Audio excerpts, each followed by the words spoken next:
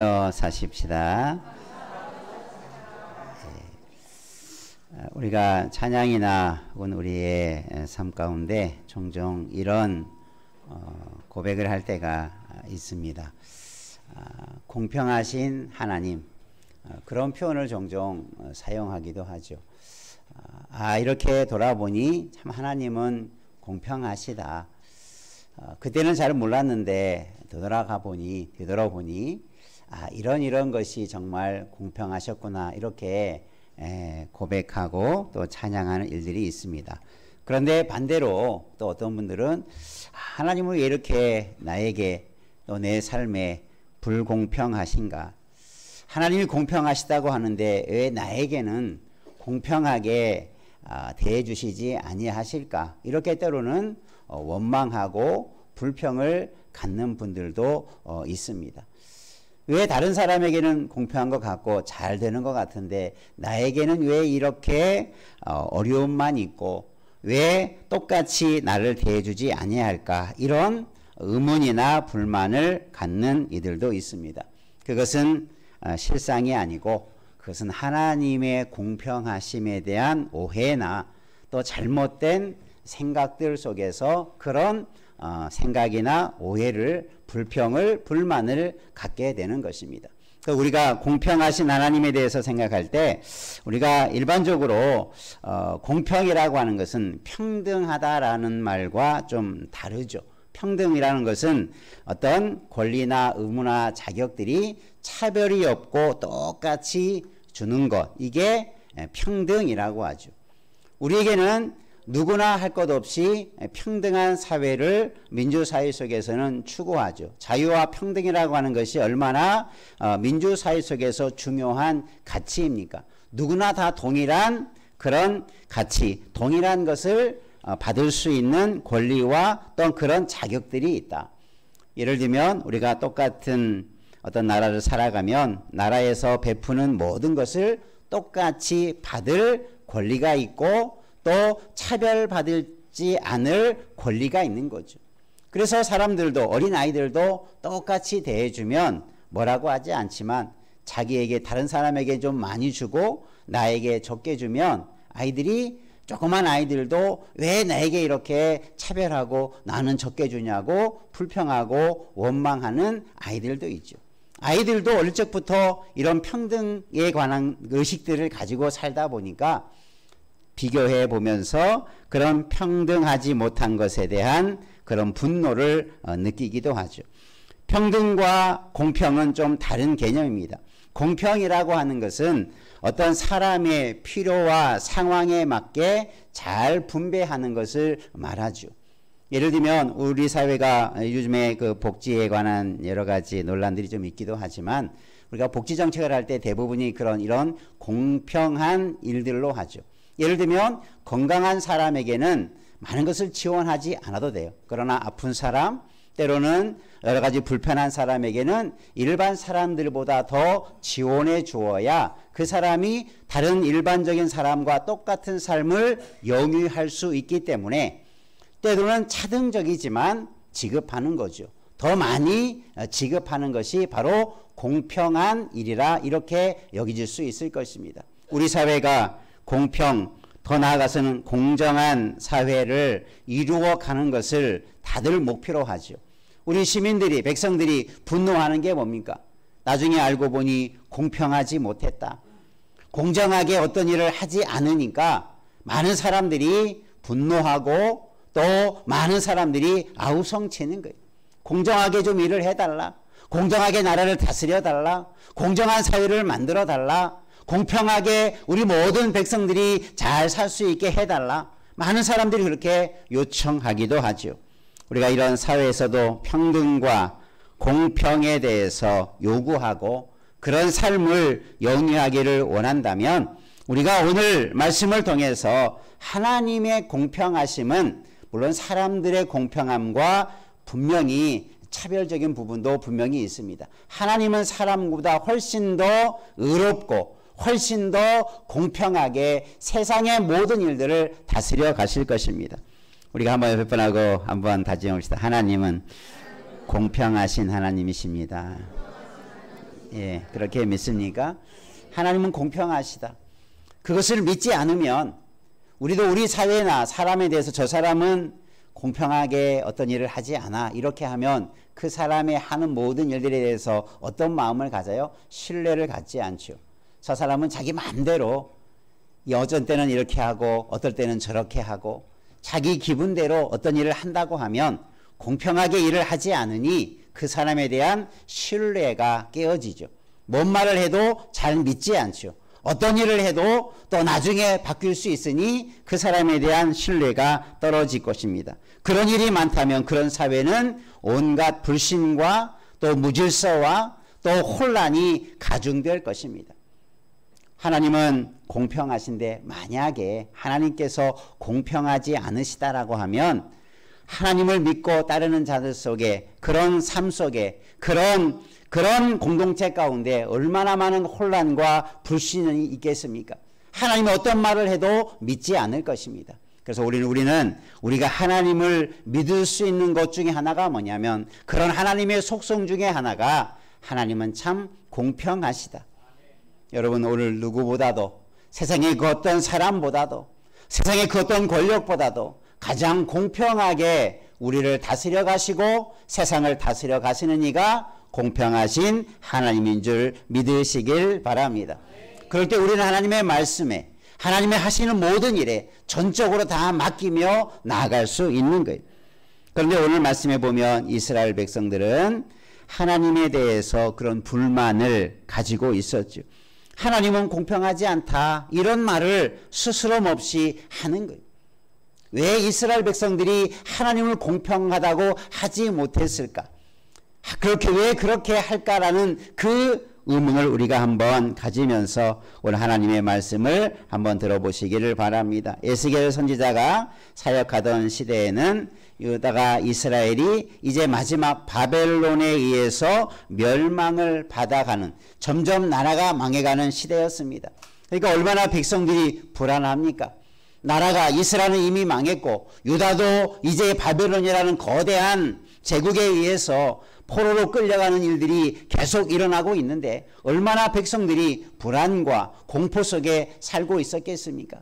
그러면서 그들이 하나님을 믿는 자들이라고 그들이 하나님을 의지합니다. 하나님 앞에 그러면서 왜 우리가 하나님을 믿는데 왜 하나님은 의의 백성들에게는 이런 멸망을 가져다 주고 저 이방 백성들의 포로로 끌려가는 이런 말이 안 되는 상황을 하나님이 허락하시는지, 하나님은 의의 백성을 잘되게 하시고 믿지 않는 백성들을 망하게 하시는 것이 하나님의 공평한 일이라고 생각했는데 그런 일이 일어나지 않고 도리어 이스라엘이, 유다가 멸망을 받는 것을 보고 하나님이 하시는 것에 대해서 이건 공평하지 않다라는 그런 불만과 생각들을 가지게 된 거죠.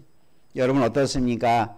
예수 믿는 사람이 잘 돼야 공평하고 예수 안 믿는 사람이 잘못돼야 공평한 일입니까? 내가 잘 되면 공평하고 내가 안 되면 공평하지 않은 일입니까? 오늘 우리는 이 공평이라는 말을 하나님 앞에서 할 때 내가 어떻게 하나님 앞에 공평하신 하나님이라고 내가 고백하고 말해야 되는지, 그리고 그런 공평하신 하나님은 어떠한 하나님이신지 우리가 더 잘 알고 공평하신 하나님의 은혜를 더 깊이 체험하는 우리 모두 되기를 주님의 이름으로 축원합니다. 오늘 말씀에도 그 배경 속에 보면 18장 배경 속에 보면 이스라엘 백성들이 어떻게 말하냐면 아비가 신 포도를 먹었으므로 아들이 이가 시다. 2절 말씀에 보면 그런 표현을 합니다. 그러니까 백성들이 이 말은 뭡니까? 아버지가 신 포도를 먹었는데 누구의 이가 시다? 아들의 이가 시다. 이 말에 이런 속담들이 당시에 많이 유행이 되었는데 왜 이런 이야기를 하느냐? 지금 이스라엘이 멸망을 받는 것은 조상 때문이다. 자기들의 아버지의 잘못된 것 때문에 아들이 벌을 받는다. 우리가 심판을 받는다. 그러니 왜 우리가 아버지의 죄 때문에 심판을 받게 되고 벌을 받게 돼야 되느냐? 이것은 공평하지 않다. 그런 이야기를 계속하고 있는 거예요. 그런 이야기들이, 그런 소문들이, 그런 속담들이 퍼지면서 이스라엘 백성들 가운데 하나님을 향한 이런 불평들이, 또 하나님의 공평하지 못함에 대한 이야기들이 급속도로 퍼져가죠. 이런 사회 속에서, 이런 환경 속에서 하나님께서 이 에스겔 선지자를 통해서 그렇지 않다, 하나님은 공평하신 하나님이다, 그것을 가르쳐 주시는 것입니다. 먼저 한번 따라해 보십시다. 누가 불공평한 자인가? 예, 우리가 앞에서 말했죠. 우리가 불공평한 것, 아마 사람도, 어린아이도 불공평하게 바르게 대주지 않으면 막 분노하고 화내고 짜증내고 막 때로는 따지기도 하고, 뭐 그런 우리가 이 사회 속에서, 그죠? 우리가 얼마나 이런 것에 예민하고 민감합니까?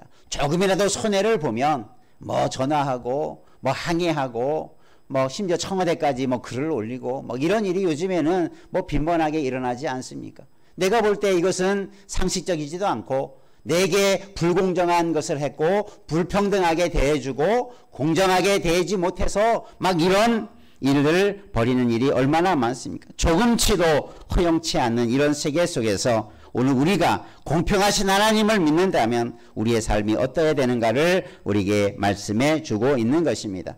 많은 사람들이 야, 하나님은 정말 공평하지 않는 것 같다라는 생각들이 만연해져 가고, 그래서 하나님을 향한 불신앙과 불평들이 가득할 때 오늘 말씀에서 그렇게 말합니다. 너희가 하나님을 향해서 공평하지 아니한다 하는데, 한번 따라합시다. 너희 길이 공평하지 아니한 것이 아니냐.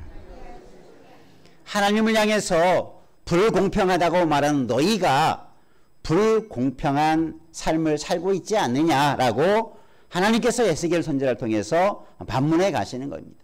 여러분 어떻습니까? 나는 공의를, 정의를, 공평을, 평등을 외치면서 막상 나의 삶은 온갖 불공평, 불공정, 때로는 부당한 일들과 그런 행위를 하면서 내게 조그만 어려움을 주면 왜 나에게 이렇게 불공평하게 대하냐라고 그렇게 외치는 그런 사람이 아닌가, 하나님께서 에스겔 선지자를 통해서 반문하게 하신 것입니다. 나는, 너희들은 어떤 사람이냐? 나에게 불공평하다고 말하는데 너희의 삶은 정말 공평한 삶을 살았느냐라고 먼저 하나님께서 물어보시는 것입니다. 하나님은 우리의 모든 삶을 다 아십니다. 내가 어떻게 판단하고 어떤 것을 결정하고 내가 다른 사람들과 어떤 일들 속에 내가 얼마나 공평치 못한 삶을 살아오고 있는지, 그런 삶으로 우리가 얼마나 많이 살아가고 있는지 하나님은 다 알고 계십니다.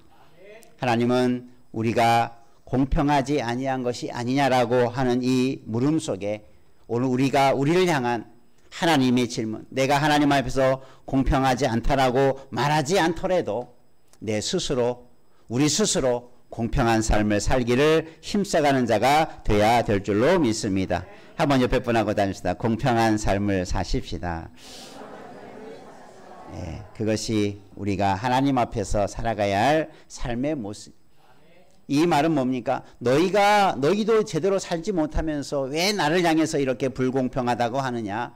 이 말은 너희가 먼저 잘못된 그런 삶을 회개하고 돌이키라. 뒤에 가서 다시 그 말씀을 주시지만 우리에게 먼저 내 자신을 돌아보라는 거예요. 다른 사람이, 하나님이, 국가가, 나라가 불공평한 것에 대해서만 분노하지 말고 내 자신이 그런 모습 때문에 더 분노할 줄 알고 더 통곡할 줄 알고 참회할 줄 아는 삶이 필요하다라는 거죠. 우리가 주변에 많은 사람들이 이렇게 원망하고 분노하는 그 모습을 통해서 보면 왜 그런 일이 자주 일어나겠습니까? 왜 많은 사람들이 불공평하다고 외치는 자의 모습을 되돌아보면 그것은 분명합니다.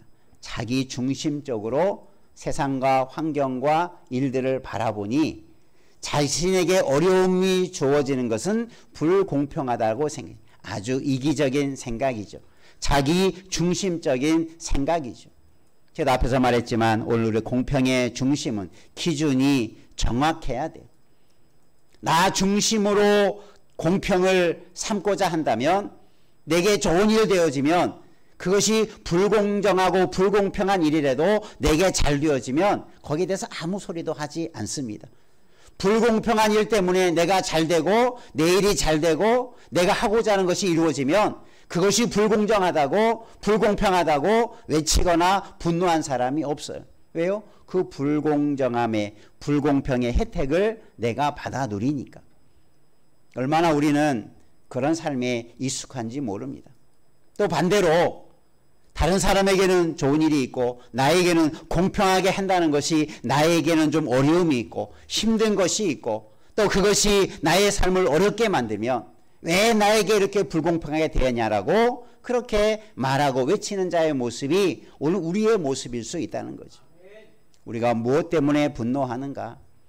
내 자신의 중심적인 이기적인 생각 때문에 상황을 그렇게 바라보고 우리도 그런 삶 속에 빠져 산다면 하나님을 향하여서 분노하기 전에 우리 스스로의 모습 속에서 내 자신의 잘못된 그런 지식과 지혜와 판단력 앞에서 우리 자신에게 먼저 분노하고 회개하고 그 삶을 돌이킬 수 있는 우리의 결단이 먼저 요구되는 줄로 믿습니다.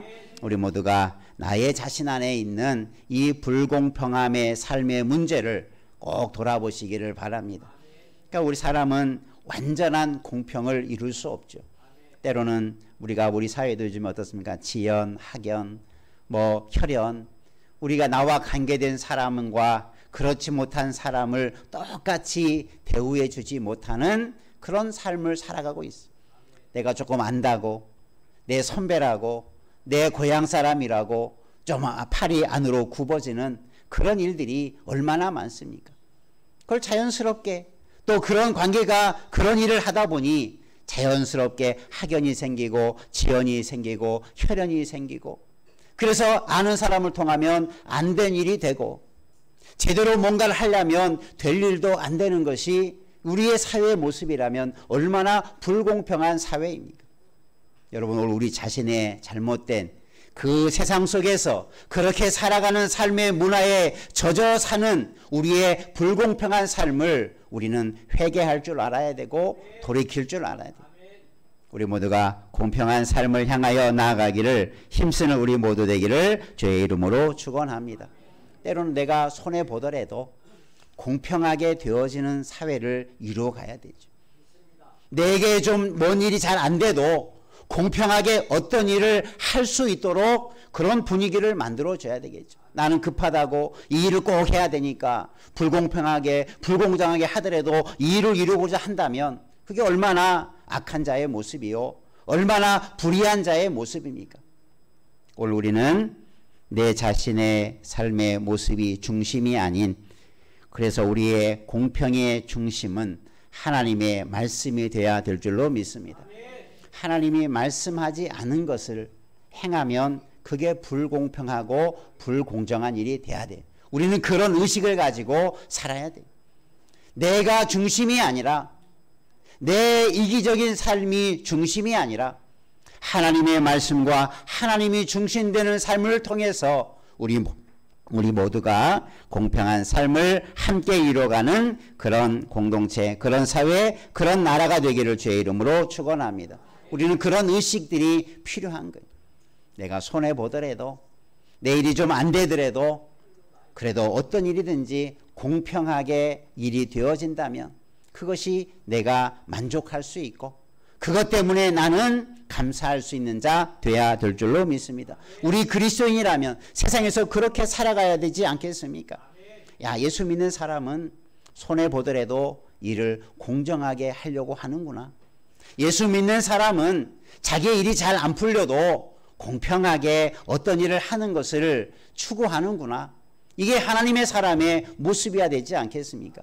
나는 다급하다고 불공평하게 불공정하게 불의하게 불법적인 것을 막 행하면서 자기가 뭔 일이 좀 안 되면 그것을 꼬지꼬지 따져서 내게 불공평하니 불공정하게 대했느니 그것이 잘못됐니 그런 어리석고 악한 모습을 닮아가서는 안 될 줄로 믿습니다. 우리 모두 하나님의 말씀 앞에 너희의 길이 공평하지 아니한 것이 아니냐.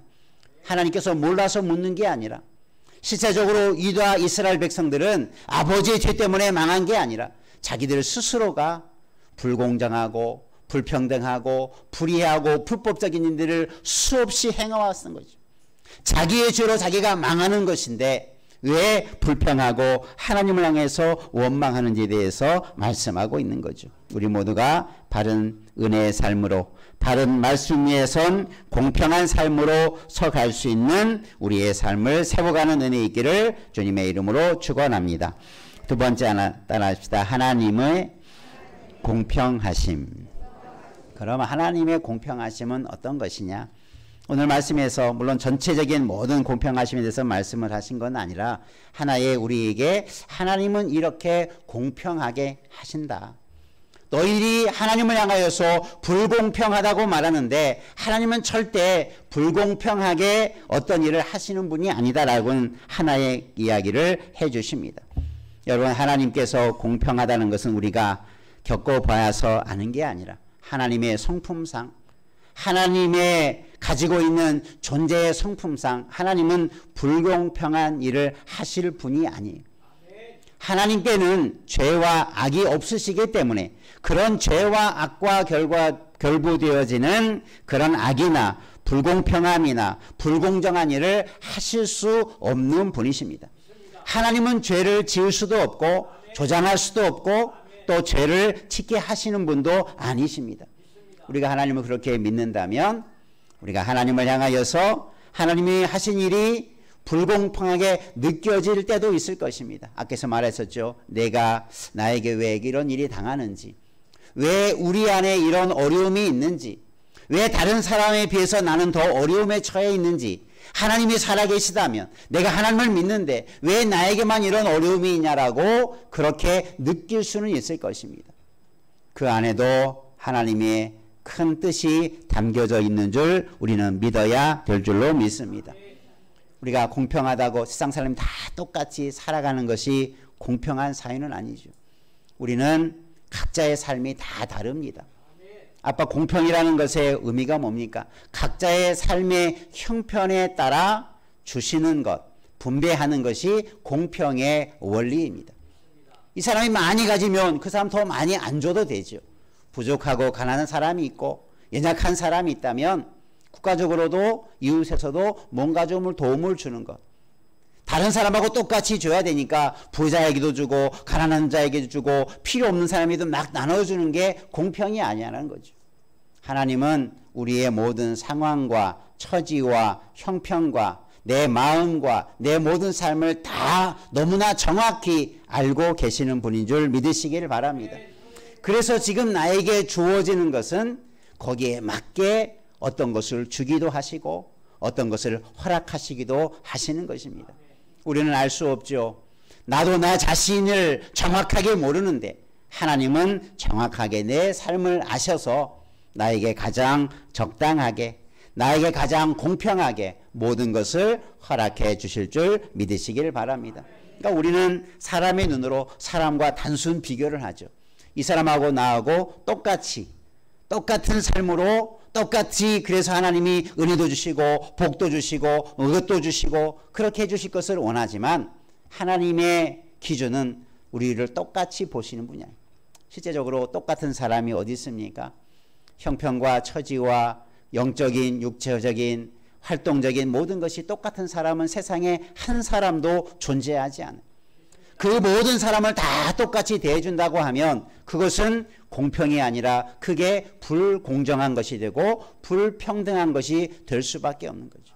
여러분, 하나님은 우리를 잘 아시고 우리의 모든 것에 가장 적당하게 가장 공평하게 우리에게 주시는 이가 하나님이신 줄 믿으시기를 바랍니다. 그럼 하나님은 어떤 기준을 가지고 주시기도 하시고 빼앗기도 하시고 상도 주시고 벌도 주시는가? 하나님의 기준이 분명히 있겠죠. 그것을 오늘 하나님께서 말씀해 주는 거예요. 그것은 오늘 말씀에 보면 한번 따라서 너희는 돌이켜 회개하고 모든 죄에서 떠날지어다. 하나님의 기준은 여기에 있는 거예요. 누가 죄를 짓고 있느냐? 누가 불의와 불법을 행하고 있느냐? 하나님은 이것을 가장 엄중하게 보시는 분이십니다. 그래서 죄를 짓는 자들에게는 벌을 내리시는 거예요. 죄가 있는 곳에는 하나님께서 심판을 하시겠다는 거예요. 그런데 하나님은 그것을 단순하게 너 이런 죄를 지었으니 너는 이렇게 심판. 그럼 여러분 세상에 살아남을 사람이 누가 있겠습니까? 그런데 하나님의 이 공평함 속에는 의와 사랑이 담겨져 있어요. 그래서 하나님께서는 뭘 우리에게 요청하냐면 따라서 회개할 기회를 주십니다. 회개하고 모든 죄에서 떠날지어다. 그것을 하나님은 죄를 싫어하시고 미워하시지만 즉각적으로 심판하시고 공평하게 같은 죄를 지은 사람에게 같은 벌과 죽음으로 심판하는 게 아니라 그것을 회개할 수 있는 기회를 주신다. 여러분 회개할 기회도 우리에게 주어지는 공평한 하나님의 은혜인 줄 믿으시기를 바랍니다. 우리에게 똑같이 회개할 기회를 주시는 거예요. 그게 하나님의 의요 하나님의 사랑이기도 합니다. 그것을 이스라엘 백성은 모르는 거예요. 우리는 죄를 안 졌다라고 생각하죠. 나는 잘못한 것이 없다라고 생각하고 그래서 우리가 망하는 것에 대해서 전혀 받아들이지 못하죠. 하나님은 불공평하다라고 생각하죠. 자기들보다 저 이방 사람들이 훨씬 더 죄를 많이 지었다라고 생각하죠. 저 사람들은 멸망받아 마땅한 민족이라고 스스로 판단했죠. 자기의 죄는 보지 못하고 자기의 악은 깨닫지 못하고 그렇게 생각하는 스스로의 모습 속에 하나님은 그렇게 말씀하십니다. 그게 아니다. 너희가 돌이켜야 된다. 모든 죄에서 그래서 떠나야 된다. 모든 죄악을 버리고 마음과 영을 새롭게 할지어다. 그리고 마지막에 그렇게 31절에 말하면 이스라엘 족속아 너희가 어찌하여 죽고자 하느냐. 왜 너희가 죽음의 길을 달려가느냐. 빨리 회개하라. 그러면서 나는 여호와는 죽을 자가 죽는 것도 죽을 자가 죽는 게 뭡니까? 저 사람은 마땅히 죽어서 마땅해라고 하는 사람. 그런 큰 죄를 짓고 죽을 죄가 있는 사람도 하나님은 죽는 것을 어떻게 한다? 기뻐하지 아니하신다. 그만큼 하나님은 우리가 회개하고 돌이키기를 원하시는 줄로 믿습니다. 하나님은 분명한 기준이 있습니다. 하나님의 심판의 기준이 있습니다. 누구든지 악한 길을 떠나서 의와 공의를 행하면 영혼을 보존하지만 의인이라도 그것을 떠나서 악을 행하면 그 죄악으로 말미암아 죽는다. 하나님은 분명한 기준을 말하죠. 하나님 어떤 사람이나 어떤 상황에 따라서 이렇게 저렇게 하는 게 아니라 누구든지 이방인이든 유대인이든 의인이든 악인이든 그 자체가 중요한 게 아니라 그의 행함이 어떠느냐. 의와 공의와 정의를 행하면 살고 반대로 그것을 떠나며 악을 행하면 죽는다. 이게 하나님의 공의의 공평한 심판의 모습인 줄 믿으시기를 바랍니다. 그런데 거기에 하나님은 뭘 주신다고요? 기회를 주신다. 무슨 기회를 주십니까? 회개할 기회를 주십니다. 그래서 하나님의 공평하심 속에는 우리를 똑같이 대해 주시는 것도 포함되어 있지만 우리 각자의 형편에 맞게 각자의 신앙에 따라 각자의 죄악되고 의로움에 따라 그 사람을 심판하시고 기회를 주시고 또 우리에게 사랑을 베푸시는 줄로 믿습니다. 하나님은 그래서 우리가 하나님의 이 공평하심 속에는 하나님의 사랑이 담겨 있고 공의가 담겨져 있고 이 하나님의 공평하심 속에는 우리를 향한 생명을 사랑하시는 하나님의 마음이 담겨져 있다. 그래서 하나님은 한 생명이라도 주께로 돌아오기를 원하셔서 당장에 공평하신 심판을 내리는 게 아니라 연기시키고 회개하기를 기다리시는 줄 믿으시기를 바랍니다. 우리가 믿는 하나님은 그런 공평하신 하나님이시죠. 그래서 하나님의 공평하심에는 하나님의 사랑과 의가 함께 공존할 수밖에 없는 거예요. 이게 하나님의 성품이기 때문입니다. 하나님은 죽을 자가 죽는 것도 기뻐하는 게 아니라 싫어하시는 거예요. 여러분 우리 모두가 우리가 하나님의 마음을 알고 하나님의 공평하심을 알고 우리가 하나님의 마음에 합한 의의 삶으로 나아가기를, 우리 자신을 돌아보며 잘못한 것들을 먼저 회개할 줄 알고 의와 정의 가운데 행하기를 힘써가는 우리 모두 되기를 주님의 이름으로 축복합니다. 그럴 때 공평하신 하나님의 은혜들을 더 풍성하게 누려가실 것입니다. 우리 모두가 이 하나님을 찬양하고 그 하나님을 높여드리는 공평하신 하나님 앞에 우리가 살아가는 그런 은혜가 있기를 주님의 이름으로 축복합니다. 기도하겠습니다. 살아계신 아버지 하나님,